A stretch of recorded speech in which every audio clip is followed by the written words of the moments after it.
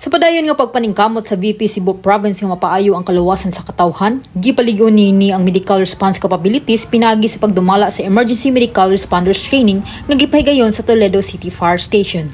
Ang tulo ka adlaw nga pagbansay nga gipahigayon niadtong Oktubre 13 hangtod 15, 2025, nagtipon sa 40 ka dedikadong personay sa BFP nga nagikan sa mga istasyon sa Bugo City, Carcar City, Carmen, Cordova, Naga City ug Toledo City nga nagrepresentar sa nakalinlaing mga dapit sa probinsya. Ang opening ceremony gipanguluhan ug gipasidungan sa presensya ni FAR Senior Superintendent C.B. Calius Jr., ang Assistant Regional Director for Administration, kauban si FAR Superintendent Manasseh G. Bautista, ang Provincial Fire Marshal sa Cebu, ug si FAR Chief Inspector Paul Patrick T. Laude, City Fire Marshal sa Toledo City. Nga may pasiugda sa kahinungdanon sa padayon nga pagpaligon sa kapasidad ug kahanas sa mga bombero sa tibuok probinsya. Atol sa moong pagbansay, ang atong mga responders na paligon ang ilang mahimungon nga kahanas sa pagluwas sa kinabuhi gikan sa basic life support, trauma assessment, splinting, patient transport hangtod sa realistic emergency scenario exercise. Ang matag responder nagpakita sa ilang commitment ug kahanduman samtang mikusog ug miatubang sa hugot nga pagbansay aron mapalambo ang ilang kahanas sa tinuod nga emerhensya.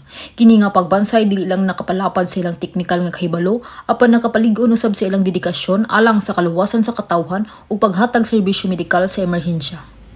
Samtang kaniadtong Oktubre 22, 2025, usa ka importante nga kalihukan ang gihimo sa lungsod sa Carmen, ang signing of the Deed of Donation nga gipahigayon sa Municipal Hall sa Carmen sa Cebu.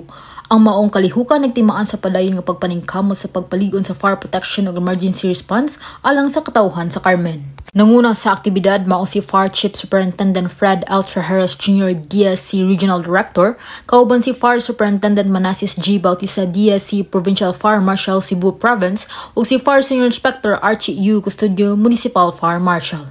Ang maong kalihukan mas napasidungan pinaagi sa presensya ni Honorable Carlo T. Villamor, Municipal Mayor sa Carmen, kauban sa mga membro sa Sangguniang Bayan, mga representante sa local government unit ug mga personahe sa Carmen Fire Station. Ang pagperma sa Deed of Donation usa kadakong lakang padulong sa pagtukod og mas epesyente ug fully operational nga fire station. Usa ka pasilidad nga mas paspas, mas lig-on ug mas epektibo sa panahon sa emerhensya. Pinaagi niini mas mapaayo ang kamugaway sa komunidad ilabi na sa pag-atubang sa kalayo ug kalit nga insidente. Alang sa BFP TV, madasigon alang sa kaluwasan sa publiko. Kini si FO1 Disri Kate Danuco.